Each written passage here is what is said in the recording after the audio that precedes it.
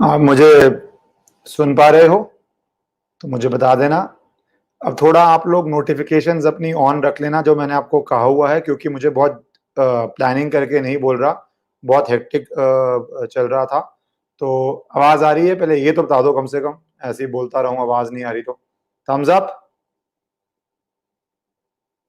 Okay, simple सी बात है ये। और मैं आपको बता देना चाहूँगा कि अभी तक क्या हो रहा है, सो दैट आपको पता चल जाए।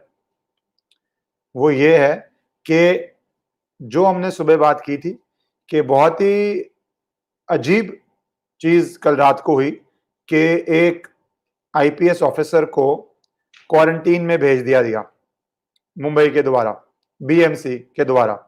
और इससे पहले जो अफसर आए थे उनको नहीं भेजा गया था। तो बेसिकली ये एक लॉ एंड ऑर्डर दो स्टेट्स के बीच का फ्रिक्शन हो रहा था क्रिएट। और मैं 9 जुलाई से कह रहा हूं कि इसका एंड का सोल्यूशन तो सेंट्रल गवर्नमेंट से ही आना है, राइट? तो ये बहुत ब्रीफ में बताने आया हूं कि सेंट्रल गवर्नमेंट के पास पावर होती है जब वो देखते हैं कि दो स्टेट्स के बीच में विवाद हो रहा है।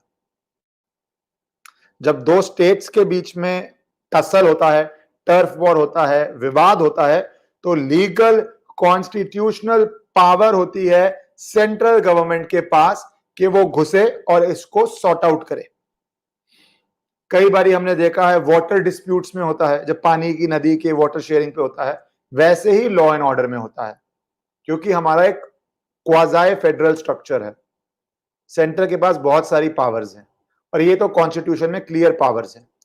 तो ये इतना एक्सट्रीम स्टेप लिया गया है कि आप एक आईपीएस ऑफिसर को इफेक्टिवली क्वारंटीन कर देते हैं, बेसिकली बोलते हैं कि वो इन्वेस्टिगेट नहीं कर पाए।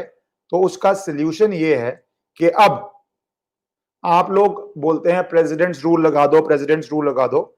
जो नहीं जानते, प्रेसिडेंट रूल ये होता है जब लॉ एंड ऑर्डर फेल हो जाता है और सेंटर स्टेप इन करता है, पर वो एक एक्सट्रीम स्टेप होता है, वो एंड का स्टेप होता है, एक्सट्रीम स्टेप होता है और उसमें बहुत सारे कोर्ट में चैलेंजेस होते हैं, बहुत मुश्किल स्टेप होता है। पर ये जो स्टेप लिया गया है, जैसे मैंने कहा 2 मिनट मैगी नूडल वाला स्टेप नहीं है, ये बहुत एक अच्छा, सेंसिबल और गुड स्टेप है।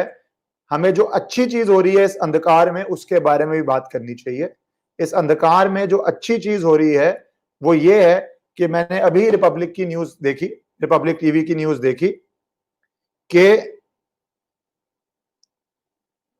while MHA was not stepping in, since law and order is a state subject, law and order state का subject होता है, तो union home ministry, MHA union home ministry के लिए बोलते हैं।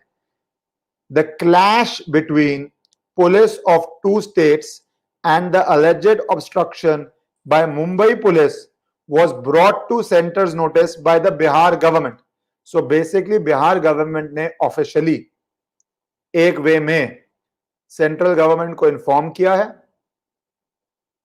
इस अंधकार में एक रोशनी आई है और इस पे बोल रहे हैं MHA is likely to see a detailed report.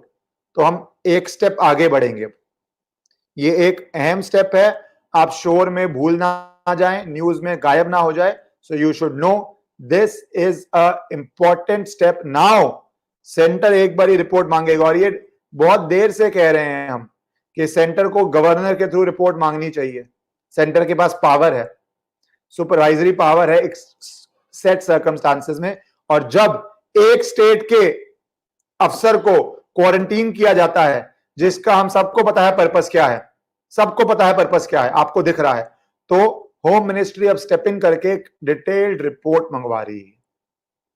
हर चीज कानूनन होती है, हर चीज कागजों से होती है, हर चीज स्टेप बाय स्टेप होती है। So it is a very good step forward that central government को बिहार गवर्नमेंट ने इन्फॉर्म किया और सेंट्रल गवर्नमेंट इसका संज्ञान लेके डिटेल्ड रिपोर्ट मंगवा रही है।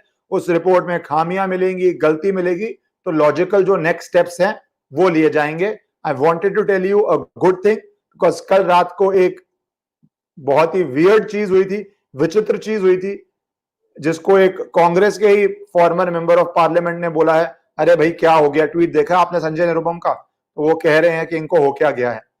तो आप अच्छी स्टेप हुई है, जस्ट नो जब ये रिपोर्ट आएगी चीजें और क्लियर हो जाएंगी। ऑलराइट।